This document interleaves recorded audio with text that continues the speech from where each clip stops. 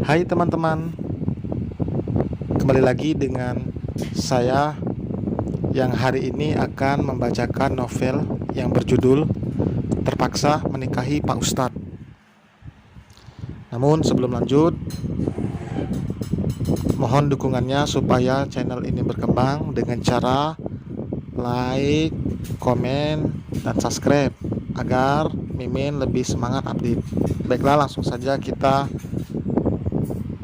dengarkan. Bab 6. Ya udah, kalau belum selesai main gamenya, ditungguin kok, tutur Syafiq mengambil posisi duduk nyaman sambil menatap Alika. Nyebeli banget nih om-om, gerutu Alika langsung keluar dari aplikasi games dan melemparkan benda pipi itu begitu saja ke atas sofa. Ayam balado, perkedel, kentang, dan tumis kacang panjang sudah tersedia di atas meja makan. Dengan wajah yang masih cemberut, Alika mengambil sesendok nasi dan ayam balado. Tidak sama sekali menyentuh perkedel kentang dan atau tumis kacang panjang. Syafiq diam memperhatikan sang istri, tidak bertanya kenapa hanya mengambil ayam saja. Syafiq belum tahu banyak mengenai Alika, termasuk makanan yang ia sukai dan yang tidak ia sukai. Bu Rita bahkan sengaja tidak memberitahu agar Syafiq dan Alika semakin dekat. Alika dengan cepat berlari ke arah wastafel untuk memuntahkan apa yang baru saja ia makan. Syafiq langsung menyusul. "Kenapa?" tanya Syafiq. "Itu ada bawangnya ya?" Alika malah balik bertanya. "Iya," jawab Syafiq. "Ia pintar memasak, jadi tahu bumbu apa yang ada di dalam ayam balado itu." "Aku gak bisa makan sesuatu yang ada bawangnya," ungkap Alika. "Maaf, Mas gak tahu," sesal Syafiq. Jadi males makan aku," gerutunya. "Mau makan apa? Biar Mas masakin."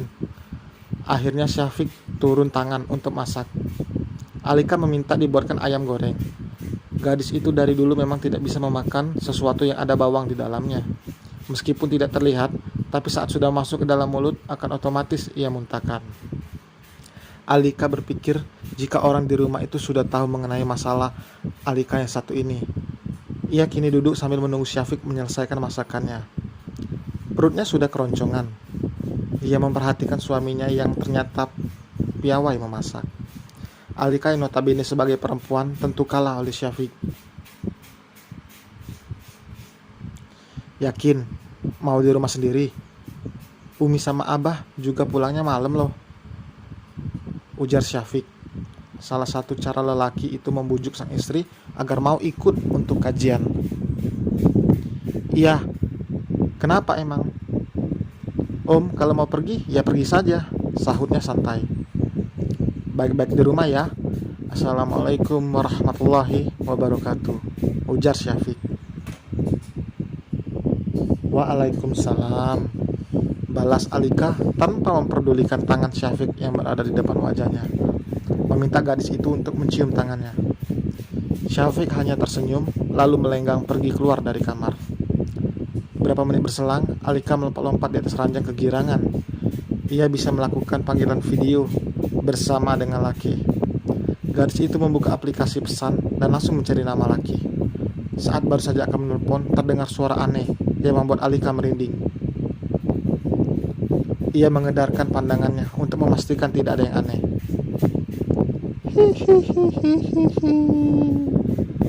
Terdengar suara kuntilanak. "Ibu!"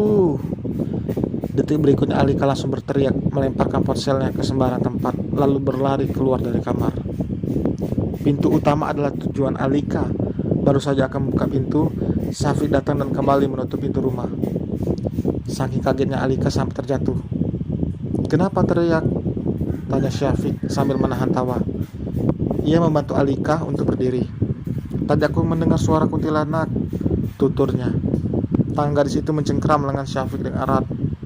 "Hantu itu nggak ada," balas Syafiq. "Tapi aku dengar jelas kok. Tadi suaranya kenceng banget." Alika tetap ngotot jika apa yang tadi ia dengar itu tidak salah. "Udah balik lagi ke kamar sana. Mas mau pergi ke pondok," titah Syafiq. Alika menggelengkan kepalanya. Aku mau ikut saja. Akhirnya dengan kejahilan yang dilakukan oleh Syafiq membuat Alika bersedia untuk ikut pengajian.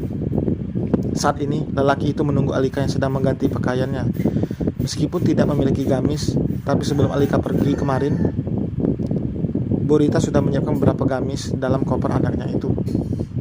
Astagfirullahaladzim, gumam Syafiq sambil mengelus dada.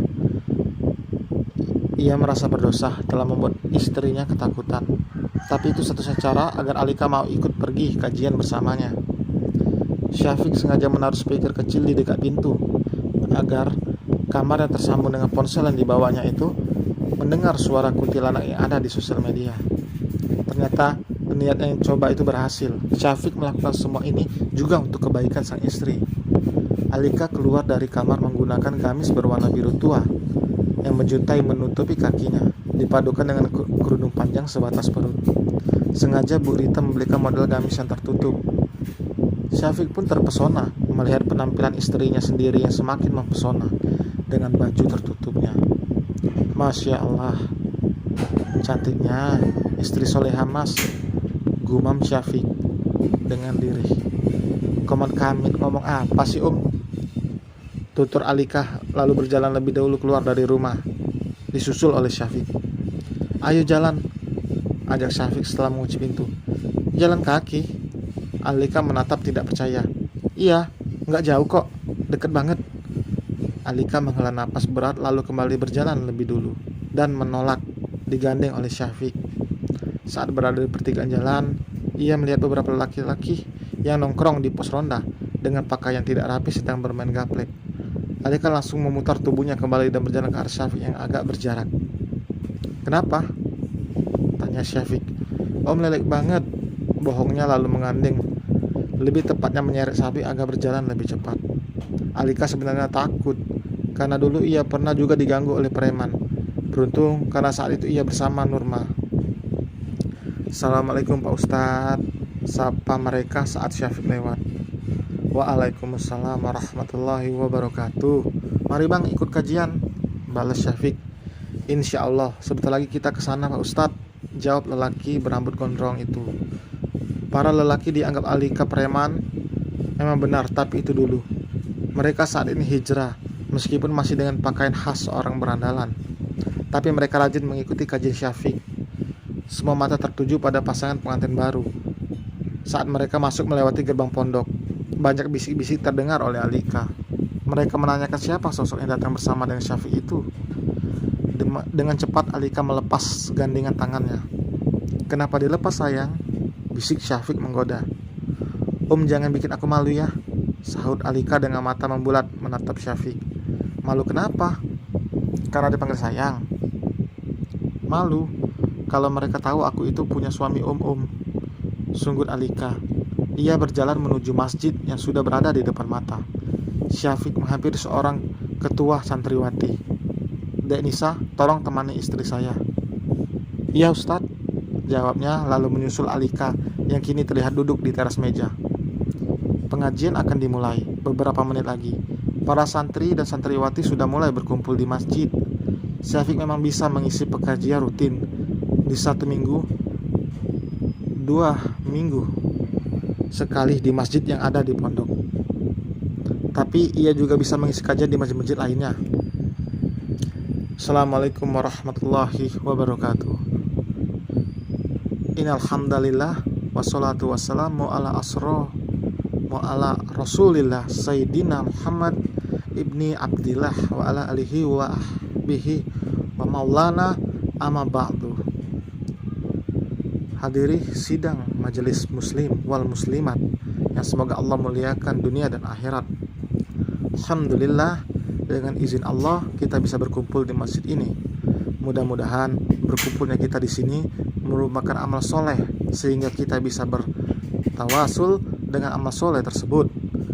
Berharap Allah jadikan hari yang akan datang dalam kehidupan kita menjadi lebih baik dibanding hari ini. Insya Allah. Syafiq sudah memulai pembukaannya. Matanya tetap mengawasi Alika yang duduk di paling ujung sambil bersandar di tembok dengan ponsel di tangannya. Cara Syafiq memberikan tausiah membuat para anak muda tidak bosan dan tidak merasa kantuk karena pembawaannya santai dengan bahasa anak muda yang tentunya diselingi candaan yang menggelitik perut. Ini juga salah satu bekal teman-teman semua yang nanti yang insya Allah sudah berkeluarga, memiliki pasangan yang soleh dan soleha. Ajarkan pada pasangan kita nanti untuk tidak memanggil papa atau mama karena makruh hukumnya. Panggil anak dipakai untuk panggilan suami istri itu tidak boleh. Harus panggilan mesra. Sayang, babe, cinta, atau sweetie. Masa kalah sama anak SD? Anak sekarang pacaran panggilannya ayah bunda, ubi ami. Pas putus jadi janda duda.